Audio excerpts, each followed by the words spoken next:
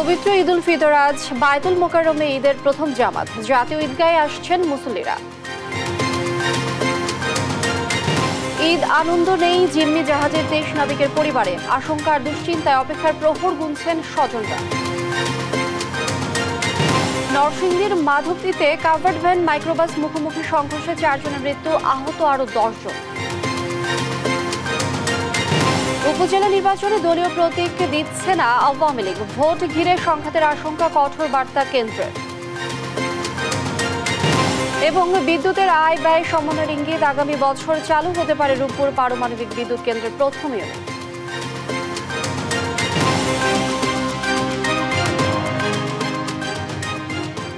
ঈদ মোবারক সবাইকে। ঈদ উল ফিতরের শুভেচ্ছা জানিয়ে শুরু করছি সংবাদ সকাল। দেখছিলেন শিরোনাম, সঙ্গে আছি আমি লিনি আফরোজ।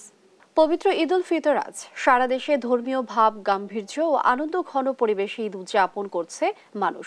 দিনের শুরুতেই ঈদের নামাজ আদায়ে ছুটছেন তারা। বায়তুল মোকাররমে শুরু হয়েছে প্রথম ঈদ জামাত। সেখান থেকে সরাসরি যুক্ত হচ্ছেন সহকর্মী নিয়াজ মোর্শেদ। নিয়াজ যুক্ত হচ্ছেন আমাদের সঙ্গে। নিয়াজ, ঈদ জামাতের খবর আমাদের জানাবেন।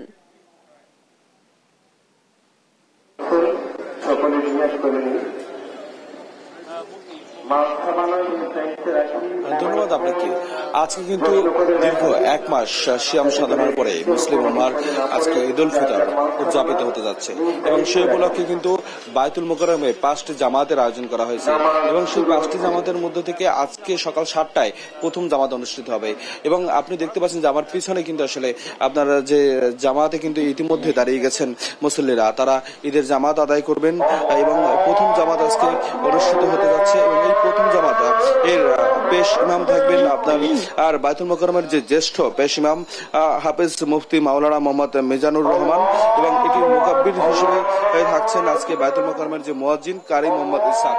এরপরে কিন্তু আপনার সকাল 8টা নাগাদ দ্বিতীয় জামাত অনুষ্ঠিত হবে এবং এটিতে কিন্তু আসলে আপনার সকাল 8টায় যে জামাত অনুষ্ঠিত হবে সেটিতে আসলে ইমামতি করবেন হাফেজ মাওলানা।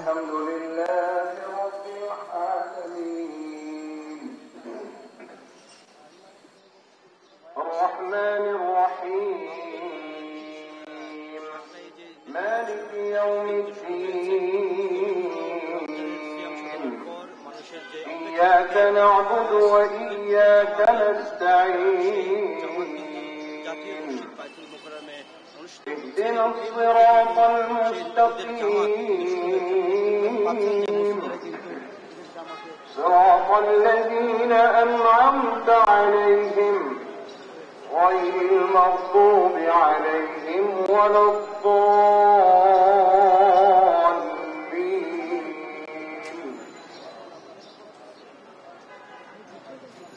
إن الذين قالوا ربنا الله ثم استقاموا تتنزل عليهم الملائكة ألا تخافوا ولا تحزنوا وأبشروا بالجنة التي كنتم توعدون نحن أولياؤكم في الحياة الدنيا وفي الآخرة ولكم فيها ما تشتهي أنفسكم ولكم فيها ما تدعون نزلا من غفور رحيم ومن أحسن قولا ممن دعا إلى الله وعمل صالحا وقال إنني من المسلمين الله أكبر الله أكبر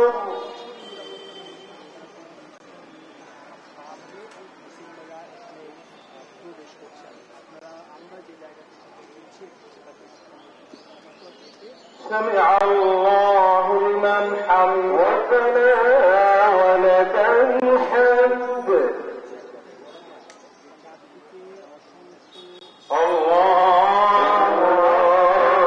الله أكبر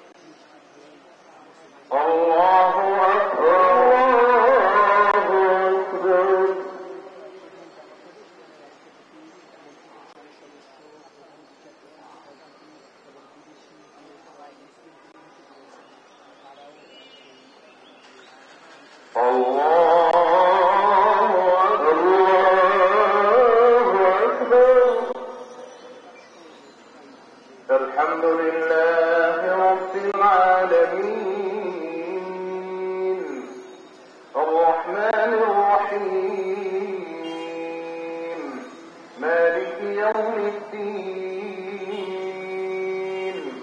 إياك نعبد وإياك نستعين اهدنا الصراط المستقيم صراط الذين أنعمت عليهم غير المغضوب عليهم ولا الضالين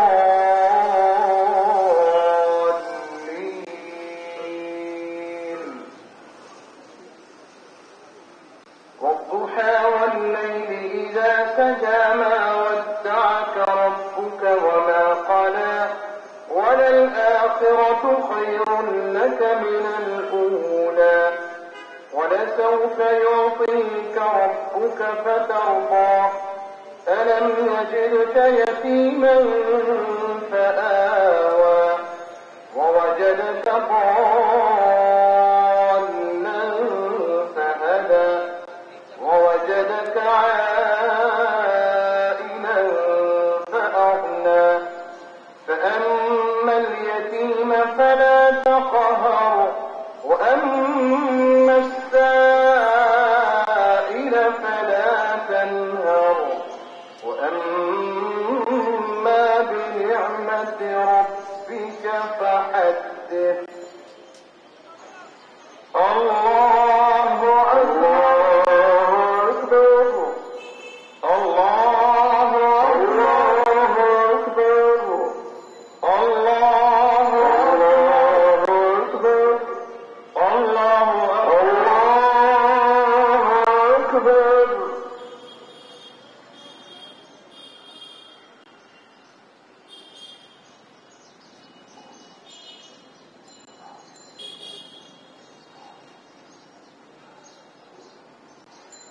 سمع الله لمن حمده ربنا ولك الحمد الله أكبر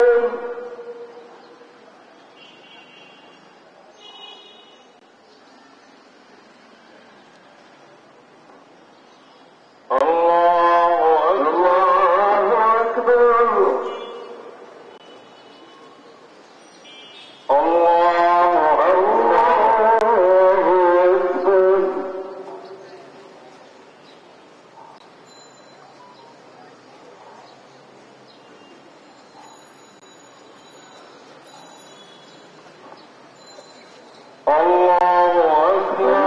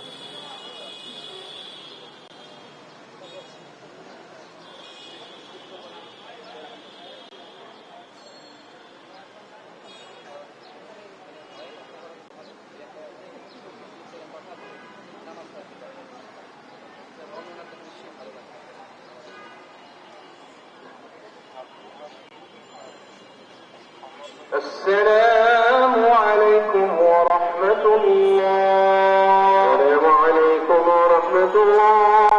السلام عليكم ورحمة الله. السلام عليكم ورحمة الله. الله أكبر الله أكبر لا إله إلا الله.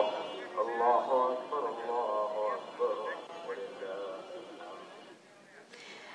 অসংখ্য ধন্যবাদ আপনাকে। দর্শক, বাইতুল মোকাররমে ঈদের প্রথম জামাত অনুষ্ঠিত হয়েছে, সেখান থেকে সরাসরি যুক্ত ছিলেন সহকর্মী নিয়াজ।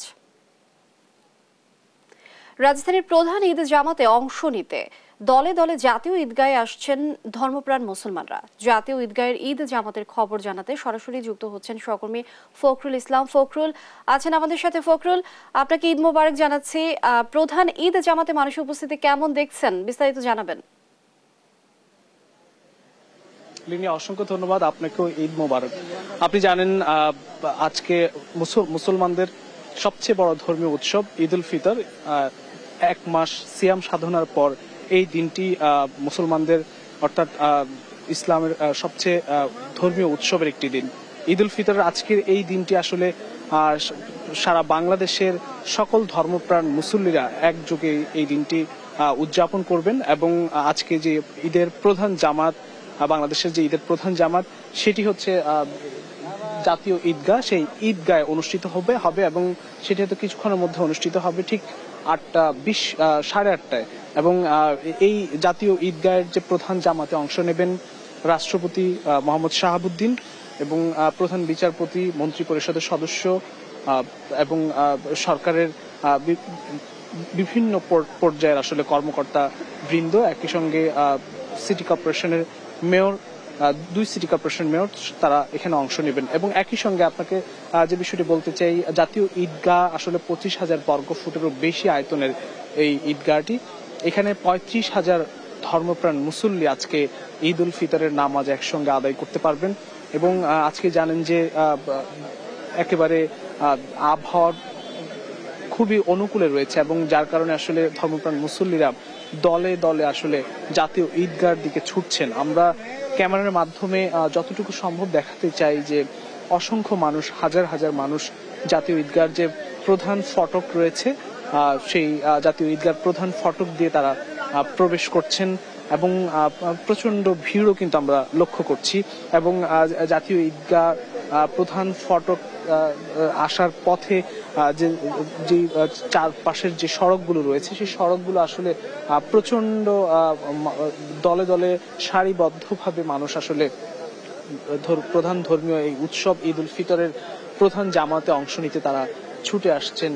এবং বিভিন্ন বয়সী মানুষ, শিশু, বৃদ্ধ, নারী, পুরুষ সকলে আসলে এই জাতীয় ঈদগাহর প্রধান জামাতে অংশ নিতে ছুটে আসছেন। কিছুক্ষণ আগে আমরা আসলে দেখলাম সরাসরি যে জাতীয় মসজিদ বাইতুল মোকাররমে সেখানে প্রথম জামায়াত অনুষ্ঠিত হলো এবং ঠিক সকাল 7টায় সেখানে প্রথম জামায়াতটি অনুষ্ঠিত হয়েছে এবং সেখানে 5টি জামায়াত অনুষ্ঠিত হবে পর্যায়ক্রমে।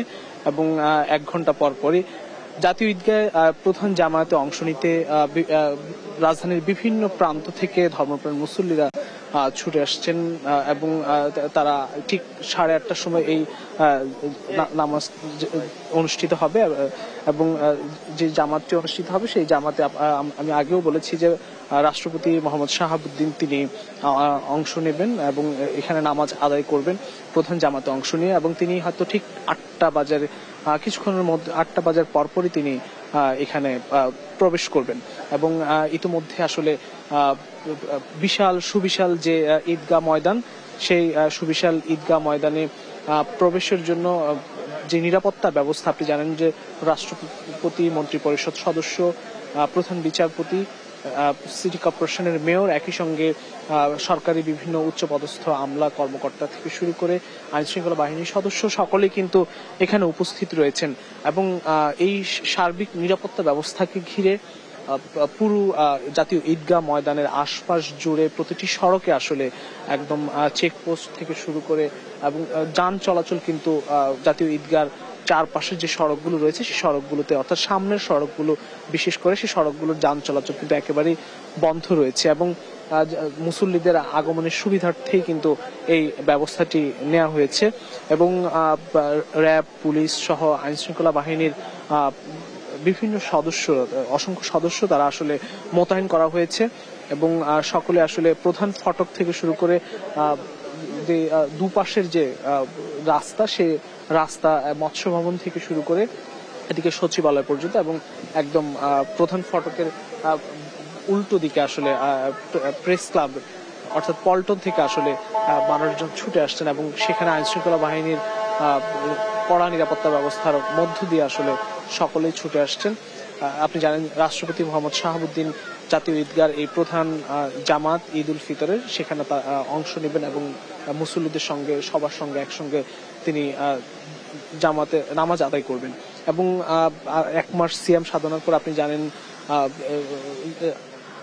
আত্মশুদ্ধি এবং ত্যাগের যে মহিমা, একই সঙ্গে রমজানের যে শিক্ষা, সেই শিক্ষা লাভের পর আসলে আজকে প্রধান যে ঈদ জামাত, সেই ঈদ জামাতে অংশ নেবেন, আল্লাহর দরবারে ফরিয়াদ করবেন, গুনাহ মাপ চাইবেন এবং পরকালের নাজাতের জন্য হয়তো তারা দোয়া করবেন। আমরা কয়েকজন মুসল্লির সঙ্গে কিন্তু কিছুক্ষণ আগে কথা বলেছিলাম, সেসব বিষয়গুলো নিয়ে তারা আসলে হয়তো আল্লাহর কাছে দোয়া চাইবেন, ফানা চাইবেন এবং বিশ্ব মুসলিম উম্মার জন্য তারা দোয়া করবেন। আপনি জানেন জাতীয় ঈদগায় নারী পুরুষ সকলের জন্য কিন্তু ব্যবস্থা রয়েছে। কয়েক হাজার নারী কিন্তু তারা এই দেশের যে প্রধান ঈদ জামাত জাতীয় ঈদগাহ, সেখানে তারা অংশ নিয়ে জামাতে নামাজ আদায় করতে পারবেন, ঈদ উল ফিতরের নামাজ। এবং আমরা ক্যামেরার মাধ্যমে যতটুকু সম্ভব দেখানোর চেষ্টা করছি যে জাতীয় ঈদগাহর যে সচিবালয়ের যে প্রান্তটি রয়েছে, সেই প্রান্ত থেকে আসলে সুবিশাল দীর্ঘ সারি ধর্মপ্রাণ মুসল্লিদের, একই সঙ্গে তার উল্টো দিকেও কিন্তু মৎস্য ভবন থেকে একেবারে ঈদগাহর প্রধান ফটক ফোয়ারার যে সামনের অংশটি, সেই পর্যন্ত সুবিশাল দীর্ঘ সারি মানুষ সারিবদ্ধভাবে যে এক মাস সিয়াম সাধনার পর সকলে আসলে ধর্মপ্রাণ মুসল্লিরা রাজধানীর বিভিন্ন প্রান্ত থেকে সেই ভোরের আলো ফোটার সাথে সাথেই তারা ছুটে আসছেন সকলের গন্তব্য জাতীয় ঈদগাহর যে প্রধান জামাতে অংশ নেয়া। ঠিক 8:30টায় প্রধান জামাতটি অনুষ্ঠিত হবে এবং কড়া নিরাপত্তা ব্যবস্থা, একসঙ্গে আর্চওয়ে, একদম তল্লাশির মাধ্যমে আসলে সকল মুসল্লিকে কিন্তু এখানে প্রবেশ করানো হচ্ছে। একই সঙ্গে পুরো নিরাপত্তা ব্যবস্থায় সিসিটিভি ক্যামেরা থেকে শুরু করে বিভিন্ন আর্চওয়ে, চেকপোস্ট কিন্তু রাখা হয়েছে। সকলের সার্বিক নিরাপত্তা ব্যবস্থা নিশ্চিতের লক্ষ্যে কিন্তু এটি করা হয়েছে। এবং আপনাকে যদি বলি যে ঈদ উল ফিতরের জাতীয় ঈদগাহের যে প্রধান জামাত, দেশের প্রধান জামাত যেটিকে বলা হয়ে থাকে, সেই জামাতে ইমামতি করবেন বাইতুল মোকাররম মসজিদের খতিব রুহুল আমিন। তিনি আসলে এই নামাজে ইমামতি করবেন, রুহুল আমিন ইমাম। এবং জাতীয় মসজিদ বাইতুল মোকাররমের মুয়াজ্জিন কারি মোহাম্মদ হাবিবুর রহমান মুকাব্বির হিসেবে দায়িত্ব পালন করবেন।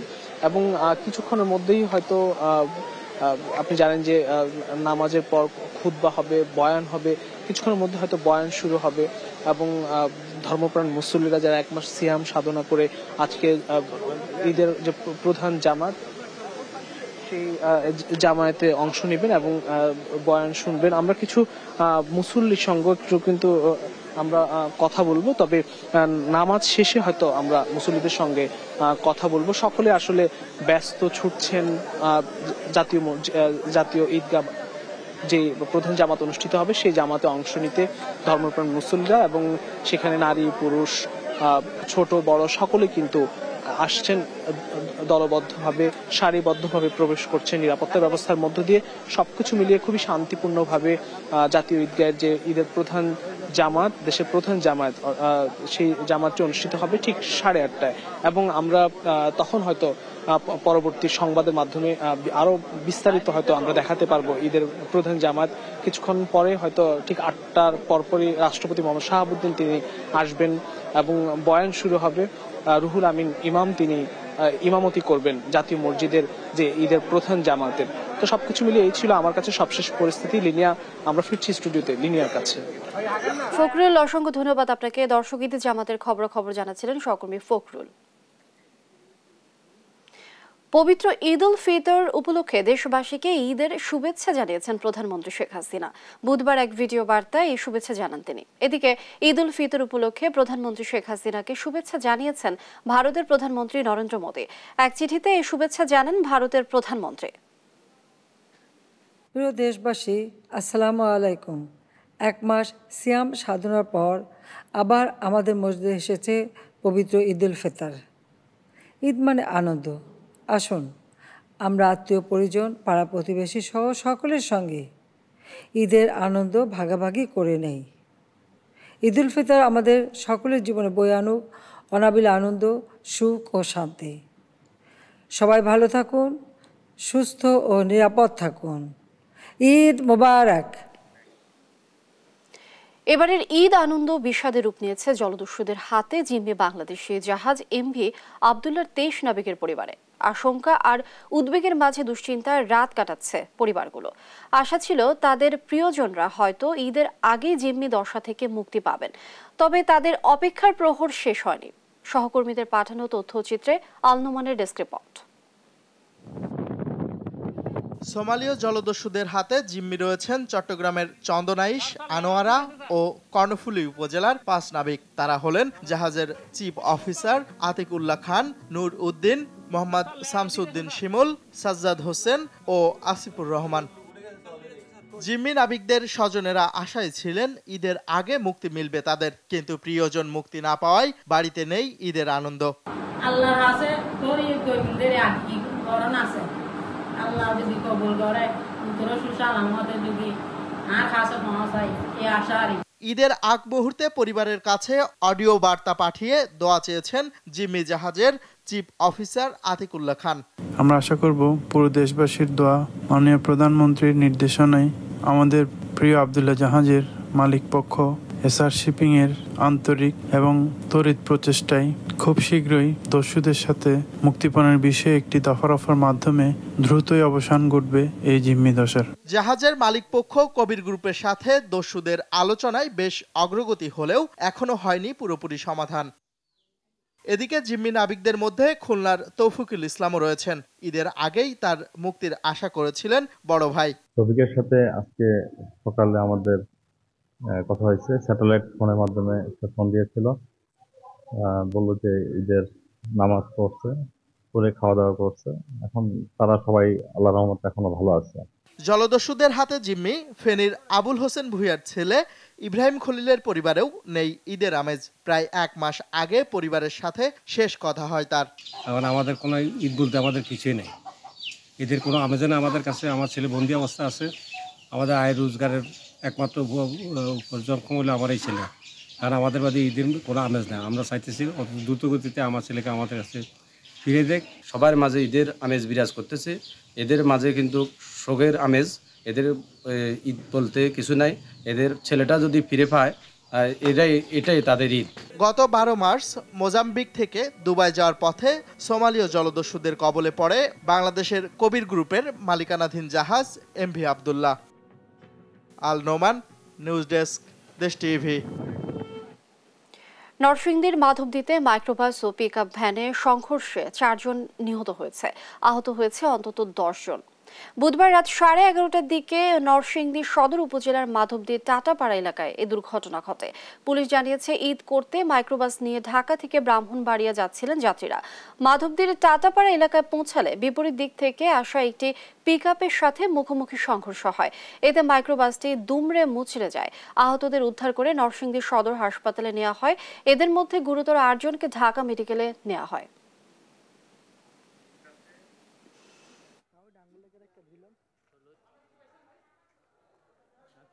মাধবদী থানাধীন টাটাপাড়ায় একটা কাভার ভ্যান একটা হায়ারকের মধ্যে সংঘর্ষ হয়েছে এবং ঘটনাস্থলেই একজন মারা গেছে, এখানেও 3 জন মারা গেছে।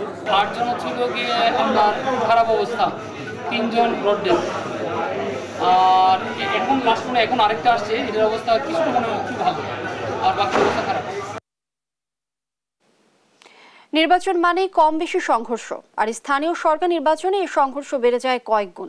অন্যবার দলীয় প্রতীক দিলেও এবার দলীয় প্রতীক দিচ্ছে না আওয়ামী লীগ। নির্বাচনের 1 মাস বাকি থাকলেও কোথাও কোথাও শুরু হয়েছে সংঘর্ষ। তবে আওয়ামী লীগের কেন্দ্রীয় নেতারা দিলেন কঠোর বার্তা, সংঘর্ষ জড়িত হলেই কঠোর শাস্তি। তৌফিক মাহমুদ মোনার রিপোর্ট। দ্বাদশ জাতীয় সংসদ নির্বাচনে কৌশল হিসেবে স্বতন্ত্র প্রার্থীদের ছাড় দেয় আওয়ামী লীগ। ফলে সংসদ নির্বাচনে নৌকা ও স্বতন্ত্র প্রার্থীর মধ্যে তৈরি হয় সংঘাতময় পরিস্থিতি। তবে উপজেলা নির্বাচনে কোনো সংঘাত চায় না ক্ষমতাসীনরা, আর সেজন্যই উপজেলা পরিষদ নির্বাচন সহ স্থানীয় সরকারের নির্বাচনে দলীয় প্রতীক কাউকে না দেওয়ার সিদ্ধান্ত নিয়েছে দলটি। তবে তৃণমূলের অবস্থা ভিন্ন।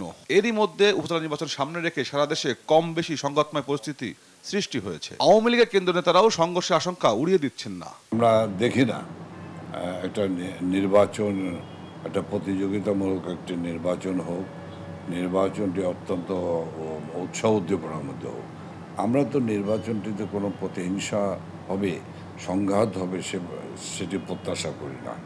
তবে যারা সংশ্লিষ্ট যারা প্রার্থী রয়েছেন তাদের সংযত থাকা উচিত, তাদের নির্বাচন খেলোয়াড়ি মনোভাব নিয়ে নির্বাচনে অংশগ্রহণ করা উচিত। নির্বাচনে আমাদের দেশে সাধারণত দেখা যায় কিছুটা কম বেশি একটু সংঘাত সমস্যা হয় এরকম, তো আমাদের চেষ্টা থাকবে যাতে একেবারে সংঘাত সমস্যা কোনো না হয় সেই ব্যাপারে।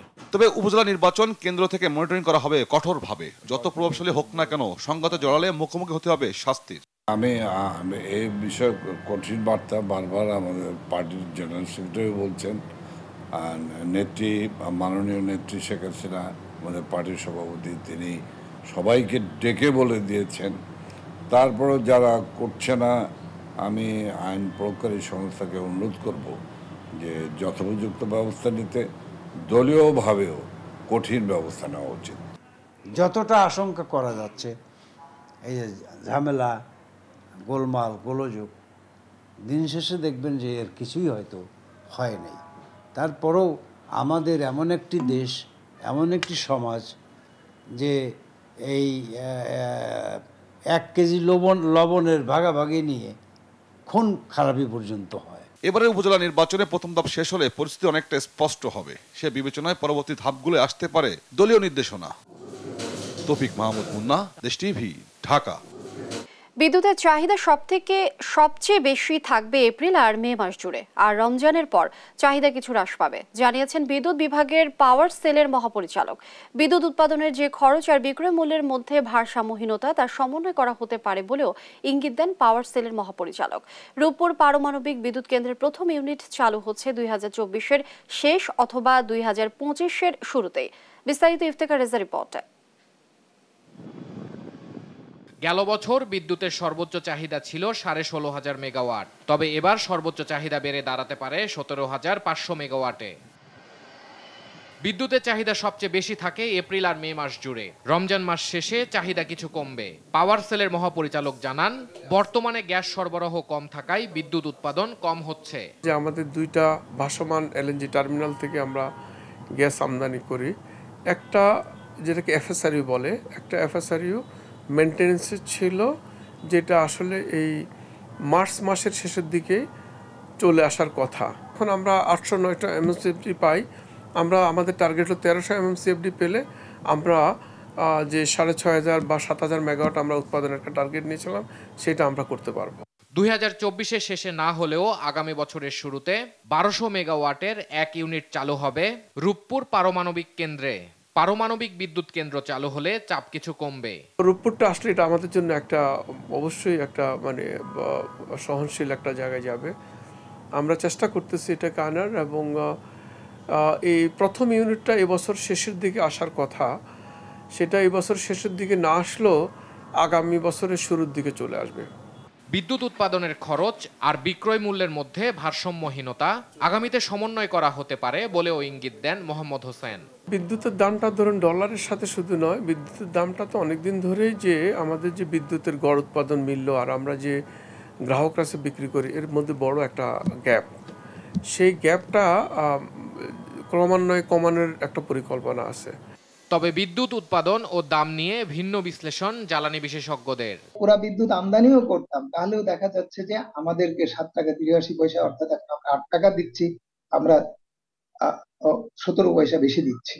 বাস্তবতা হচ্ছে অতীতে সবসময় এরকম লোডশেডিং এর শিকার হয়েছে। আমি যে কারণগুলো ব্যাখ্যা করলাম তার কারণ এবারও সেটার শিকার হচ্ছে, আগামীতেও শিকার সেটাই হবে।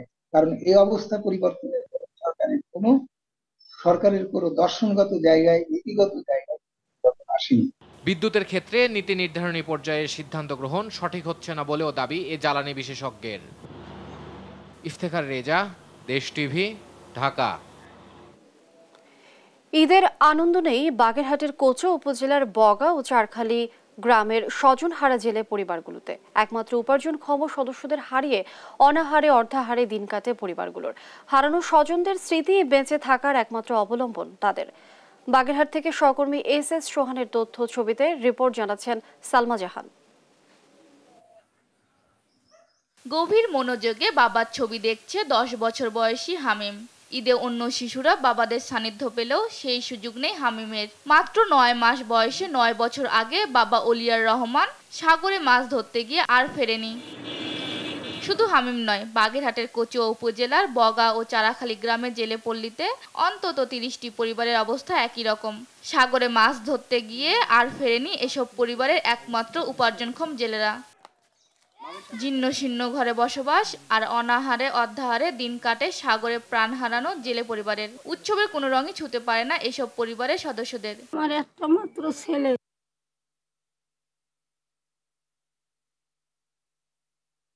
সে সাগরে মারা গেছে।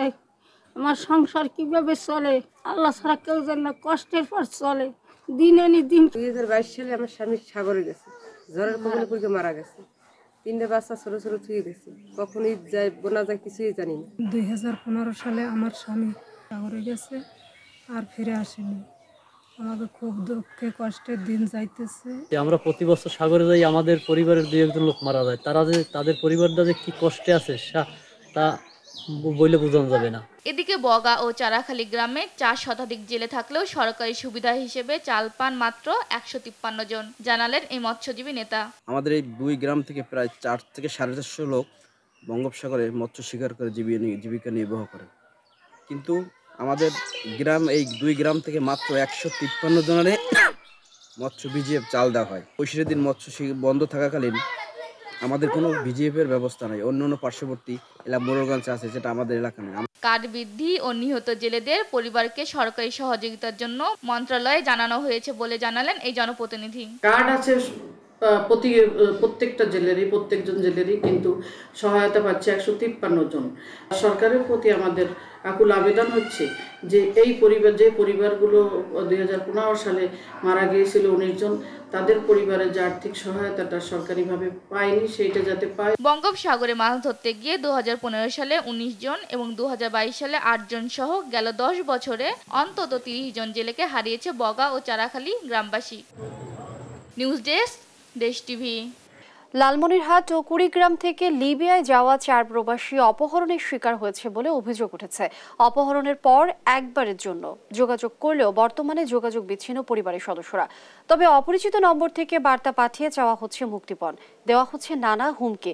এতে দিশেহারা ওই 4 প্রবাসীর পরিবার। লালমনিরহাট থেকে জামাল বাদশার তথ্য ছবিতে শরীফুল ইসলামের ডেস্ক রিপোর্ট।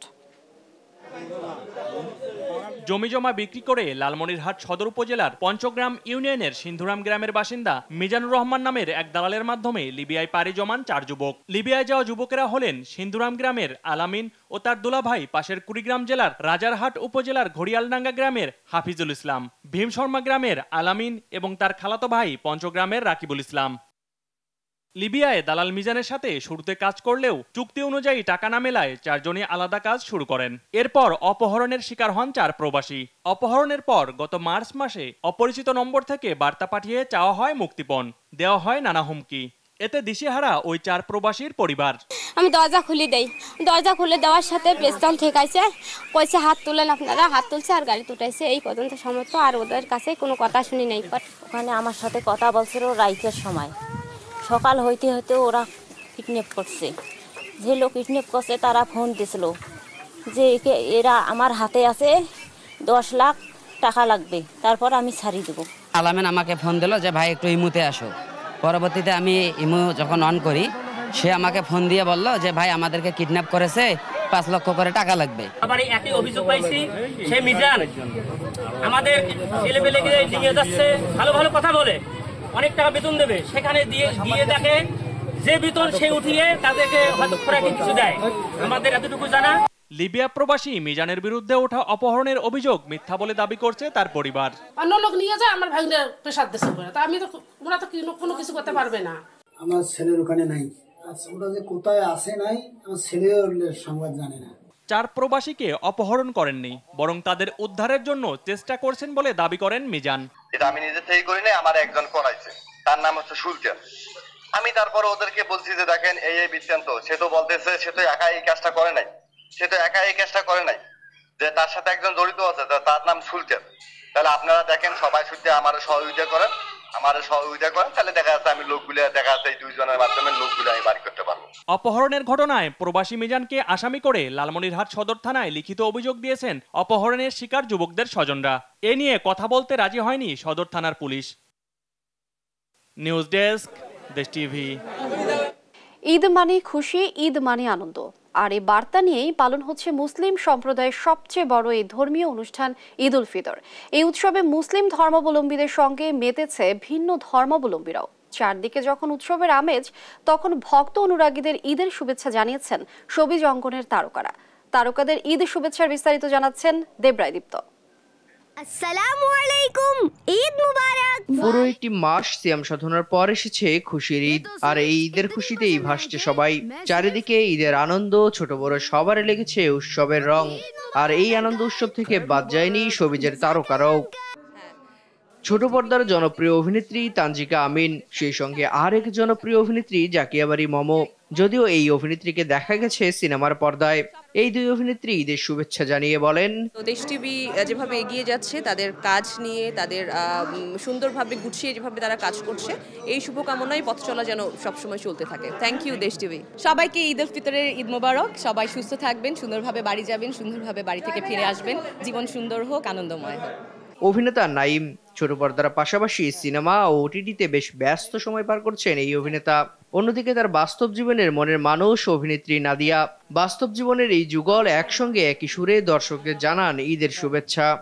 দেশ টিভির যত দর্শক আছে সবার জন্য অগ্রিম ঈদের শুভেচ্ছা। ঈদ মোবারক। সবাই ভালো থাকেন, সুস্থ থাকেন, পরিবারের সবাইকে নিয়ে সুন্দর একটি ঈদ কাটান। আমার পক্ষ থেকেও দেশ টিভির সকল দর্শকদের ঈদের অনেক অনেক শুভেচ্ছা। আপনাদের সবার ঈদ অনেক সুন্দর কাটুক, নিরাপদে কাটুক, সবার সাথে ঈদের আনন্দ ভাগাভাগি করি। এছাড়াও দেশ টিভির দর্শকদের ঈদ শুভেচ্ছা জানান এক ঝাঁক তারকা। দেশ টিভির সকল দর্শকদের জন্য ঈদের অনেক অনেক শুভেচ্ছা, ঈদ মুবারক। দেশ টিভির সকল দর্শককে ঈদের শুভেচ্ছা, ঈদ মুবারক। আমার যে দর্শকরা আছে তাদেরকে দেশ টিভির পক্ষ থেকে ঈদের শুভেচ্ছা জানাচ্ছি। দেশ টিভির সকল দর্শককে জানাচ্ছি সুস্থ থাকুন, শান্তিতে থাকুন, শারীরিকভাবে নিরাপদ থাকুন, এটাই আমাদের চাওয়া। দেশ টিভির যারা দর্শক আছেন সবাইকে ঈদ মোবারক। আপনারা সবাই ভালো থাকবেন, সুস্থ থাকবেন। দেশ টিভির আমার সকল দর্শক যারা আছেন তাদের সবাইকে ঈদের শুভেচ্ছা। অন্যদিকে অভিনয় শিল্পী সঙ্গের সভাপতি অভিনেতা আহসান হাবিব নাসিম ঈদ শুভেচ্ছা জানিয়ে বলেন, এই ঈদে সবাইকে জানাচ্ছি অনেক অনেক শুভেচ্ছা, শুভকামনা। এই অভিনেতার সঙ্গে সুর মিলিয়ে আরো শুভেচ্ছা জানান ছোট পর্দার এই দুই অভিনেত্রী। দর্শকদের সবাইকে ঈদের শুভেচ্ছা এবং দেশ টিভির পক্ষ থেকে আবারও সবাইকে ঈদের শুভেচ্ছা। সবাইকে জানাচ্ছি ঈদের শুভেচ্ছা। বিশেষ করে দেশ টিভির দর্শকরা যারা আছেন তারা আমার পক্ষ থেকে, এই আইনুন পুতুলের পক্ষ থেকে সবাইকে অনেক অনেক ঈদের শুভেচ্ছা। সীমাহীন আনন্দে কাটুক সকলের ঈদ, এমনটাই প্রত্যাশা সকলের। দেবরায় দীপ্ত, দেশ টিভি। এ পর্যায়ে সংবাদ শিরোনাম জানিয়ে দিচ্ছি আরো একবার।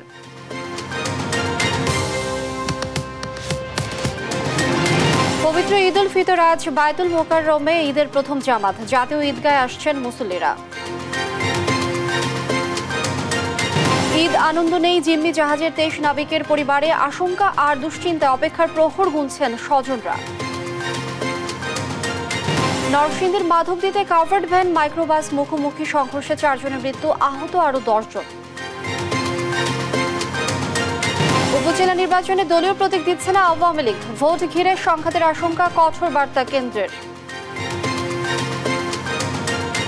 এবং বিদ্যুতের আয় ব্যয় সমন্বয়ের ইঙ্গিত, আগামী বছর চালু হতে পারে রূপপুর পারমাণবিক বিদ্যুৎ কেন্দ্রের প্রথম ইউনিট।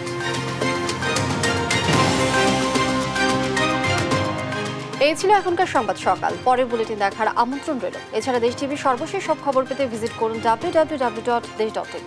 ফেসবুকে আমাদের সঙ্গে যুক্ত থাকুন দেশ টিভি অথবা দেশ টেলিভিশন পেজে। এছাড়াও সর্বশেষ সব ভিডিও পেতে ইউটিউবে আমাদের হ্যান্ডেল @দেশ টেলিভিশন অথবা @দেশ টিভি নিউজ লিখে সার্চ করুন। ধন্যবাদ সবাইকে।